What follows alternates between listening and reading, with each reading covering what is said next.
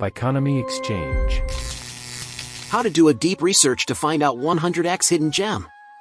What is deep research? The point of it is to make sure that a project is legit and has some potential to grow. 3 are types of analysis. The first is technical analysis, and it's the study of price action of a coin or a token. This is mainly done by looking at charts and making predictions based on patterns. The second type of analysis is called sentimental analysis. The study of what people feel about a project by seeing what others are saying about it. The third type of research is known as fundamental analysis. This is the study of the actual ideas, use cases, team members, and progress of a project. To do this, we will need a white paper of the company you choose. The key information you should get out of a white paper is finding out the project's fundamental idea and mission statement. How they plan to achieve it. Who is the team behind it? And do they have the right skills for the job? Learning who are some of their top investors and partnerships. And finally understanding its tokenomics, governance, ecosystem. How you can find a white paper? Well, there are 2 easy ways to do this.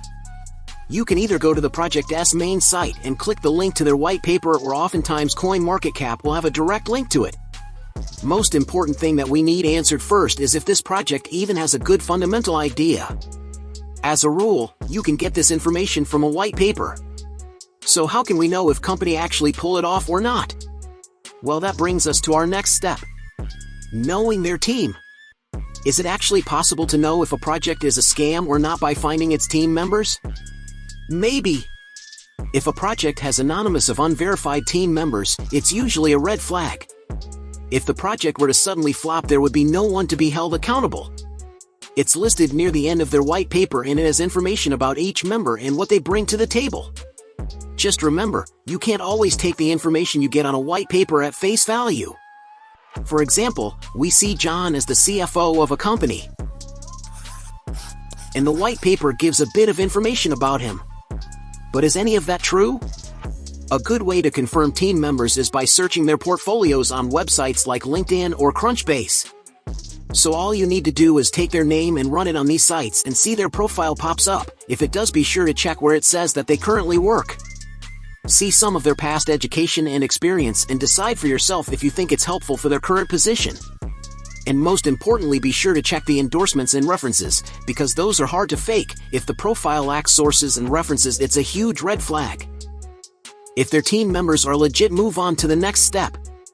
Are their partnership legit? This is a key indicator to look at. The right partnership could drive more traffic and result in higher profitability. While some white papers do put their partnerships inside, they might not always be up to date. All you need to do is Google the project's name with the brand to see if there's really some sort of collaboration going on. Go to the next step, learning the tokenomics. For instance, if it's a great project but it has high transaction fees, users might choose not to transact on it. The project's white paper should tell you about the tokenomics and tell you if the coin is inflationary or deflationary. Inflationary simply means that a mechanism is in place so coins will continue to be created indefinitely. Inflationary assets usually decrease in price as time goes on if there's no reason or demand to continue buying it. Deflationary, this means there is either a hard cap on the total coins can be created or a mechanism in place to burn or destroy existing coins. In general, if a demand stays the same or increases, deflationary assets will go up in price. Another important thing you want to know is how the initial supply got out to the public.